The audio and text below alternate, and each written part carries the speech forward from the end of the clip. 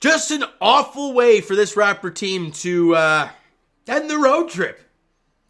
Overall, it would have been a pretty positive trip. If they won this game today, they would have had a 500 West Coast swing, which would have been very positive. But you knew coming into play today it wasn't going to be easy. We talked about it in the last video how the Utah Jazz have been playing against some really good teams recently and playing some really good basketball. We mentioned how they beat Philly in Philly. They beat Denver by 13. They beat Milwaukee by double digits in Milwaukee. They'd beaten some really good teams recently. And they were 8-2 going into play, and with their win today, they're now back to 500 at 20-20 as they beat the Raptors 145-113, and it was never in question. It was really never in question who was going to win this basketball game. Right from the get-go, they dominated, and it's very simple. This video is not going to be very long because it's very simple as to why this Raptor team lost today. The Jazz dominated the paint on both sides of the ball. And that's it. That's really it. You know, let's talk about it. 56-31 on rebounds in general. 14-8 in the offensive glass, which then leads to 21-15 in second chance points. 58-32 in points in the paint. They dominated in all of those aspects. And you think, well, if you dominate the three-point shooting, you have that chance. No. You had a better percentage, sure, by 1%. But they knocked down 21 threes. So not only did they dominate the paint like crazy, they knocked down 21 threes. And it's slowly going to start being talked about more, how the Raptors defense has been shaky since the trade. Now, you knew it was going to be shaky with losing one of the best perimeter defenders, best one-on-one defenders in OG Anunoby in the league. The Knicks are now seeing as to what that guy brings. And the Raptors, since the trade, some of these are wins. But Cavs beat them, but you allowed 121 points. Grizzlies, they only allowed 111, so not terrible. 135 to the Kings. 118 to the Golden State Warriors, and now this is where you lost Jakob Poeltl, which is starting to show quite a big hole at the 5. 132 to the Lakers, 126 to the Clippers, and 145 to the Utah Jazz tonight.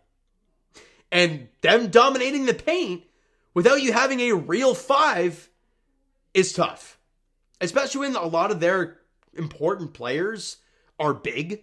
Like Lauri Markkanen, like Walker Kessler, who would have been a Raptor great, but thanks Thad Young. And obviously Kelly Olynyk, who had a double-double today and was very important for them. You combine the offensive boards. Those 3 guys had half of them, 7 of the 14. You're telling me if Jakob Poeltl's in that ball game, he doesn't change any of that? Of course he does. He makes the points in the paint a lot more difficult because he's not moving from the paint. He is able to guard the paint a lot better because who would he be matched up with? Because Markkanen was playing the 4 in this game. John Collins, but they would have probably tried to switch off and stuff like that. But it would have made things a lot easier for this team in the paint. And you didn't have that. And you're not going to be having that for a couple weeks at least. So, very clearly, that's why you lost this basketball game. And shout out to this guy, Esfandier, I know I'm going to butcher that thing, but outstanding stuff on Twitter. Really like what this guy brings on Twitter. And he tweeted out over an hour ago. It was during the game. I can't remember if it was like in the third quarter or whatnot, but Raptors on threes, 10 of 16 from 3. Really, really good. Like they were fantastic shooting the 3. But 6 for 28 from 2. That tells you a few things.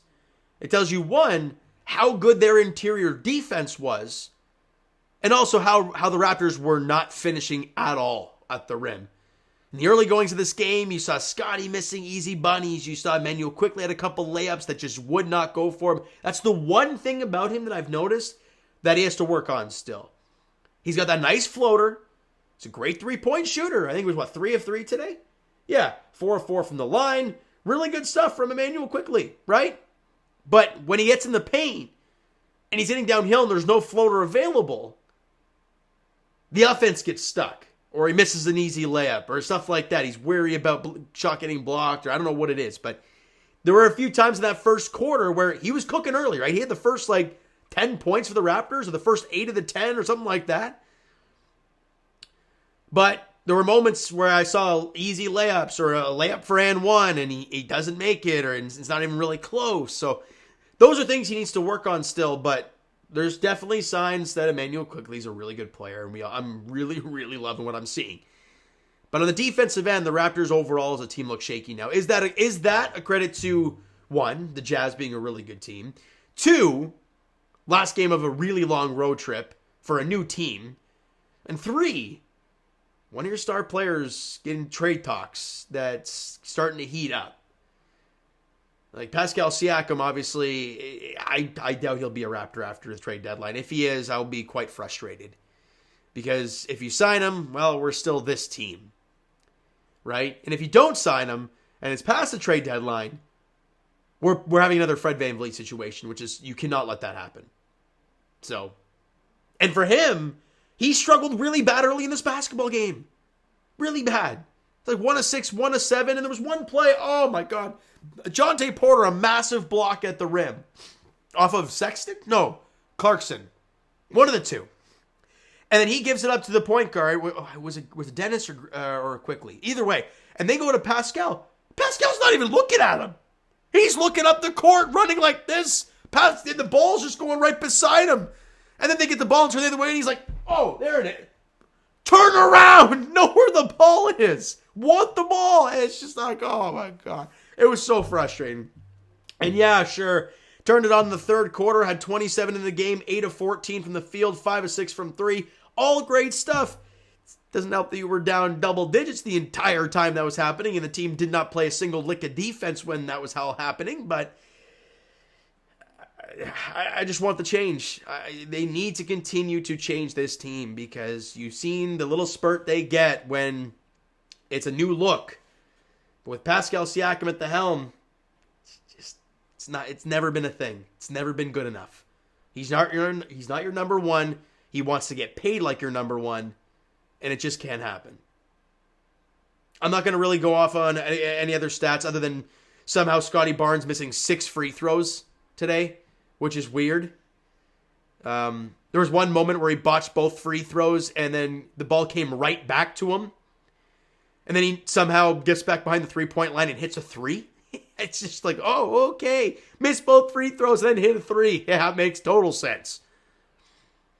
So, I don't really have much else to say, honestly. An awful game.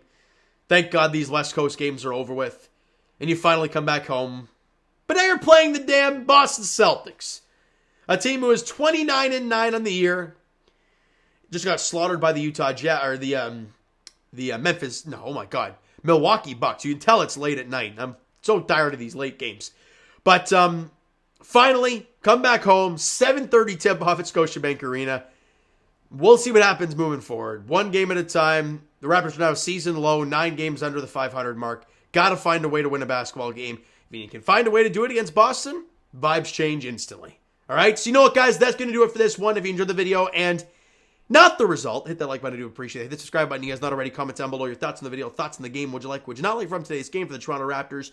Twitter, Discord, Instagram, TikTok, all that stuff is down below, so follow up there if you have not done so already. And I will talk to you guys tomorrow, Leafs edition, as they host the Colorado Avalanche at 7 o'clock on Scotiabank, or on Hockey Night in Canada at Scotiabank Arena. And as for the Raptors, they're back in action at Scotiabank Arena as well. 7:30 tip-off on Monday as they host the Boston Celtics. They're going to win a ball game. Lost 3 in a row, find a way against a really good team. It's going to be tough, though. We'll see how it goes. Thank you so much for listening and watching. I hope you enjoyed the video and not the result. Talk to you guys then.